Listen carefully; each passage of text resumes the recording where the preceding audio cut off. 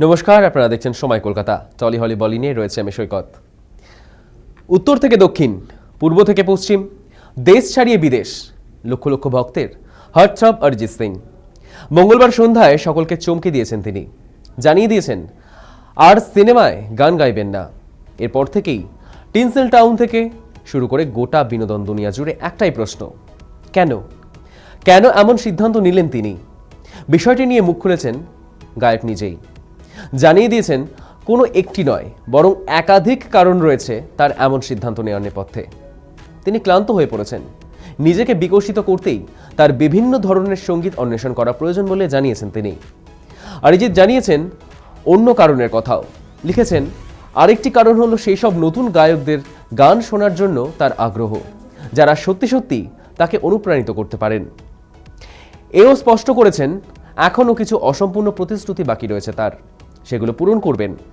তিনি গান তৈরি করা বন্ধ করবেন না, পাশাপাশি এখন থেকে আর নতুন কোনো কাজ করবেন না প্লেব্যাক সিঙ্গার হিসেবে। এরপরেই কার্যত স্তব্ধভাগ গানের জগৎ। এবার অরিজিতের নতুন জীবন কেমন হয়, গানকে তিনি কোন পথে চালিত করেন, সেটাই দেখার বিষয়।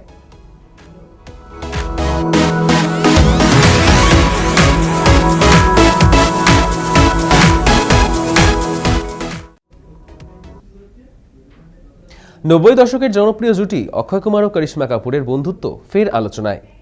একটি টেলিভিশন গেম শোতে খুনসুটি করতে গিয়ে করিশ্মার সম্পত্তি ও থাকার জায়গা নিয়ে রসিক মন্তব্য করেন অক্ষয়। তার কথায় ইঙ্গিত ছিল বান্দ্রার একাধিক ফ্ল্যাটে নাকি ঘুরে ঘুরে রাত কাটান করিশ্মা। বান্দ্রার প্রতিটি বিল্ডিংয়ে তাদের একটি করে ফ্ল্যাট আছে, প্রায় সবকটি সামনে লেখা কে কাপুর। সব মজার ছলে বলা হলেও বিষয়টি ভালোভাবে নেননি কাপুর পরিবার। প্রকাশ্যে দিদিকে নিয়ে এমন মন্তব্যে চটে যান করিনা কাপুর খান। তিনি সঙ্গে সঙ্গে অক্ষয়ের উদ্দেশ্যে কড়া অথচ বুদ্ধিদীপ্ত পাল্টা মন্তব্য ছুড়ে দেন। বলেন, মুখে যা আসে তাই বলে, যদিও পুরো বিষয়টা রসিকতা করেই বলা। হাসি ঠাট্টার মাঝেই মুহূর্তে তৈরি হয় অস্বস্তিকর পরিস্থিতি। পুরনো বন্ধুত্ব থাকা সত্ত্বেও তারকাদের কথোপকথন যে কখনো কখনো বিতর্কের রূপ নেয়, এই ঘটনা তারই প্রমাণ।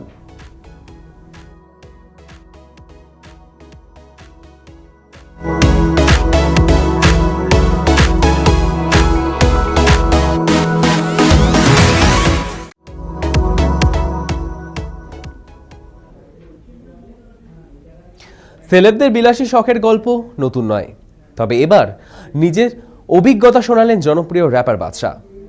সম্প্রতি এক সাক্ষাৎকারে তিনি জানান, হঠাৎ সিদ্ধান্তে প্রায় 12.45 কোটি টাকার খরচ করে কিনেছিলেন রোলস রয়েলস কুলিনান সিরিজ 2। নাম উঠেছিল মুকেশ আম্বানি থেকে শাহরুখ খানের মতো প্রথম সারির তারকাদের তালিকায়, কিন্তু সেই রাজকীয় আনন্দ স্থায়ী হয়নি বেশিক্ষণ। বাদশার কথায়, গাড়ির মালিক হওয়ার মাত্র 10 থেকে 15 মিনিটের মধ্যেই উত্তেজনা ফুরিয়ে যায়। তখনই মনে হয়েছিল এত বড় শখ পূরণ হয়ে গেলে এরপর আর কি কেনার থাকবে। সেই তাড়াহুড়ো করে নেওয়া সিদ্ধান্তের জন্য আজও আফসোস করেন তিনি। দামি জিনিসের প্রতি দুর্বলতা যে তার রয়েছে, সেটা অকপটে স্বীকার করে নিয়েছেন বাদশা। আর এই শখই বারবার তাকে খবরের শিরোনামে এনে ফেলে।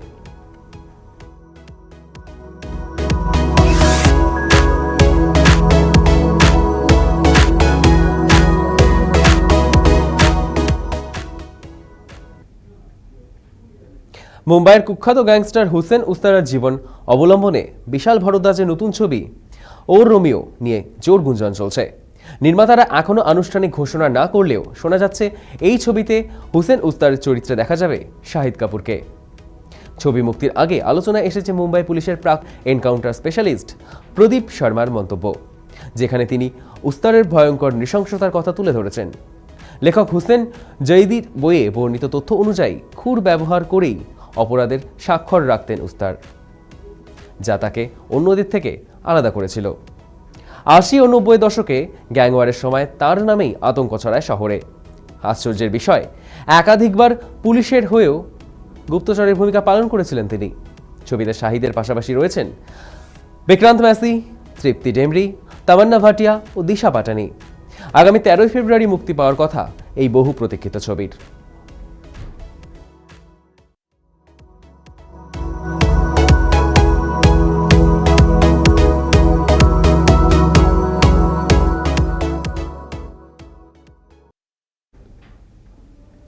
25তম বর্ষপূর্তি উপলক্ষে উইন্ডোজ প্রযোজনা সংস্থার ভাড়ারে চলতি বছর একগুচ্ছ সিনেমা রয়েছে। গত ডিসেম্বর মাসেই সে খবর জানা গিয়েছিল। সেই তালিকায় অন্যতম ফ্যামিলিওয়ালা।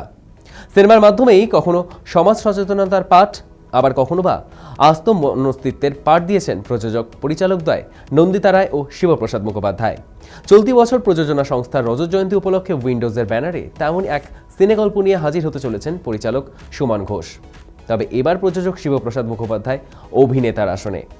কণ্ঠের পর আবারও জোড়া নায়িকাকে দেখা যাবে শিবপ্রসাদের বিপরীতে। ফ্যামিলিওয়ালা সুবাদী উইন্ডোজের ঘরে প্রথমবার পা রাখছেন স্বস্তিকা মুখোপাধ্যায় এবং সুদীপ্তা চক্রবর্তী। 28শে জানুয়ারি বুধবার থেকেই ছবির শুটিং শুরু হয়ে যাচ্ছে।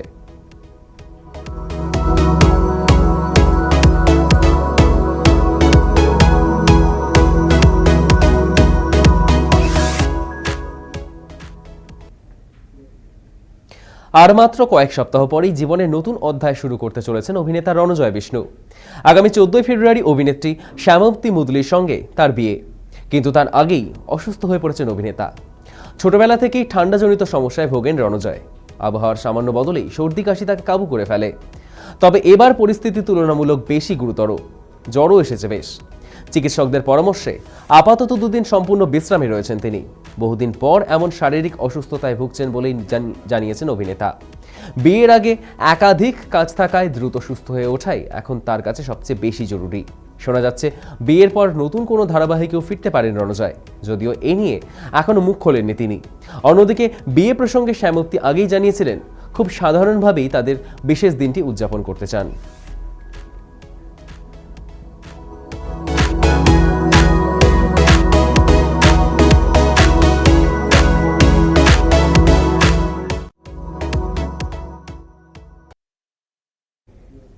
টলি হলি বলি এখনকার মতো এই পর্যন্তই। দেখতে থাকুন সময় কলকাতা। সময় বলবে সময়ের কথা।